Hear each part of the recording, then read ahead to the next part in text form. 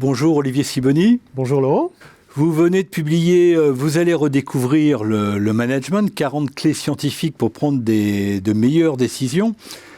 Alors, peut-être pour introduire l'intérêt de ce livre, on va se partager une petite histoire. Alors, j'ouvre le livre, page 21, et ça va donner un petit peu le ton du livre. Une vieille blague de multinationale met en scène un Américain et un Français aux prises avec un problème de management difficile. Le premier, à qui l'on propose un plan d'action a priori séduisant, demande prudent. Ça marche en théorie, mais est-ce que ça va marcher en pratique ? Alors arrive le Français, et je vous laisse terminer la suite. Et le Français, il dit « Oula, ça marche en pratique, mais est-ce que ça va marcher en théorie ?» Et alors, évidemment, la blague sert à se moquer du Français qui coupe les cheveux en quatre et à mettre en valeur l'Américain qui, lui, est pragmatique.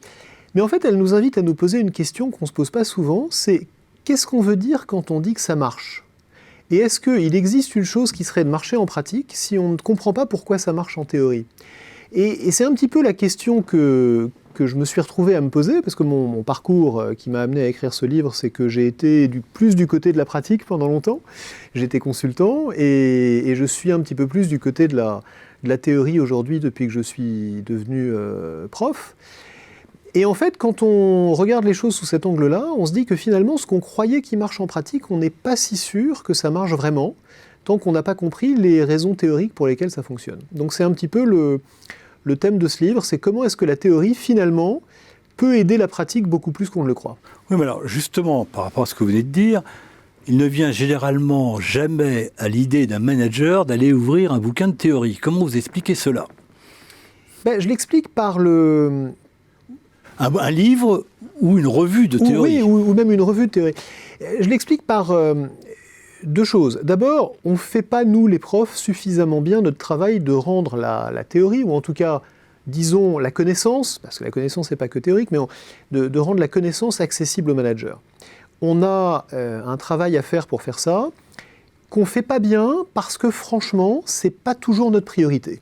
Mais est-ce que c'est pas un problème franco-français ? Est-ce que en France, la vulgarisation, c'est pas mal vu ? Pas du tout. C'est pas un problème franco-français. C'est un problème absolument mondial ou un problème, une réalité. C'est pas forcément un problème, qui est que quand on est prof de management, on a intérêt, on est objectivé sur le fait de publier des articles dans des revues scientifiques, qui sont des articles qui font avancer la connaissance, qui est un métier important et un vrai travail de recherche, mais c'est pas le travail qui consiste à prendre les connaissances qui existent et à les rendre accessibles aux managers. Revues scientifiques qui ne sont lues que par d'autres scientifiques. Qui sont lues par une poignée d'autres scientifiques. On est dans un ghetto scientifique. On est dans une élite scientifique, si on veut le dire positivement, et c'est normal. Quand on essaye de faire avancer la science, on s'adresse forcément à des gens qui connaissent déjà tout ce qui a été fait avant et qui sont capables d'apprécier la nuance, la différence, le progrès.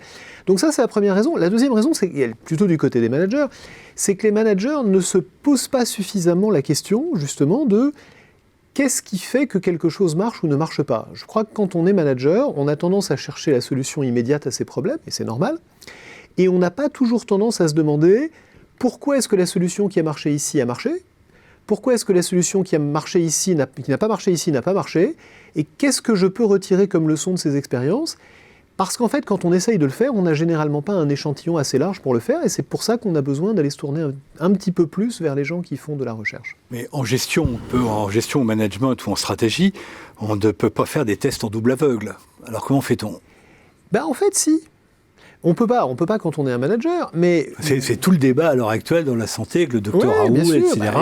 Est-ce qu'on est sur le terrain et on tire des conclusions du terrain, et donc le bon sens fait ça marche ou ça marche pas, ou est-ce qu'on applique des méthodes scientifiques pour vérifier ce qui marche ? C'est une très bonne analogie, parce que ça vous montre bien que le bon sens, ça n'existe pas.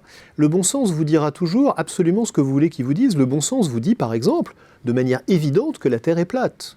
Le fait que la Terre soit ronde n'est pas quelque chose que vous dit votre bon sens. Votre bon sens vous crie tous les jours que la Terre est absolument plate. La rotondité de la Terre n'est absolument pas évidente. En même temps, il y a une forme de bon sens qui est aussi de vous dire que si tous les scientifiques depuis 400 ou 500 ans sont d'accord sur le fait que la Terre est ronde, et si on en a un certain nombre de preuves indirectes, peut-être que le bon sens, c'est de ne pas être platiste et de se rendre à cette évidence-là. Alors, quel bon sens il faut croire ? celui de la science, qui vous dit que la Terre est ronde, ou celui de vos sens, qui vous dit que la Terre est plate?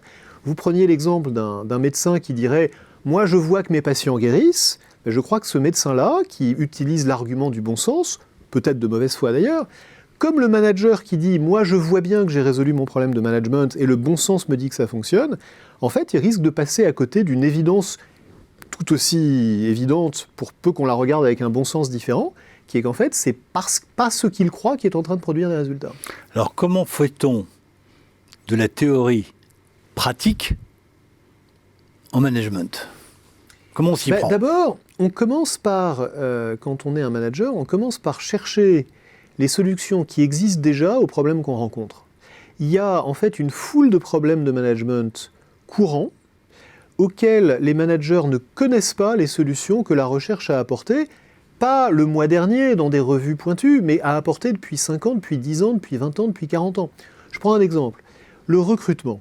Voilà un problème que tous les managers ont. Choisir les meilleurs collaborateurs, il n'y a pas un patron d'entreprise qui ne vous dira pas que c'est la chose la plus importante qu'il fasse.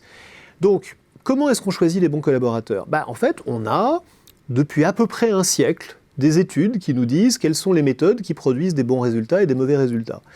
On sait depuis à peu près un siècle que, par exemple, faire passer un entretien à quelqu'un, un entretien traditionnel, ce qu'on appelle aujourd'hui un entretien non structuré, on lui demande de parler de son expérience, de ses qualités, de ses défauts, de ses motivations, de ses hobbies, bref, ce qu'on a tous subi et fait subir, c'est une très mauvaise technique de recrutement. On le sait scientifiquement. Pourtant, notre bon sens nous dit « Ah mais je suis convaincu que quand je passe 3 quarts d'heure avec un candidat et qu'on va passer 3 quarts d'heure à se mentir poliment l'un à l'autre, j'aurais appris un tas de choses que j'aurais pas pu apprendre autrement. Mon bon sens me dit une chose, elle me l'a dit très fort, cette chose. D'ailleurs, il me l'a dit très fort, le bon sens. Il hurle des choses sur le candidat que j'ai en face de moi. Et pourtant, la science me dit ce que j'ai appris sur ce candidat n'est pas un bon prédicteur de sa performance future. Qu'est-ce que je dois croire? Mon bon sens ou un siècle de recherche? Alors, il ne faut pas croire que ce livre est un beau livre de théorie. C'est un livre avec des dizaines de petits cas très vivants. D'ailleurs, on en retrouve certains sur Xerfi Canal, où vous êtes chroniqueur régulier. C'est très plaisant à lire. Et ça prouve que c'est un livre qui prouve qu'on peut conjuguer avec bonheur théorie et pratique. Merci, Olivier Sibony. Merci, Laurent.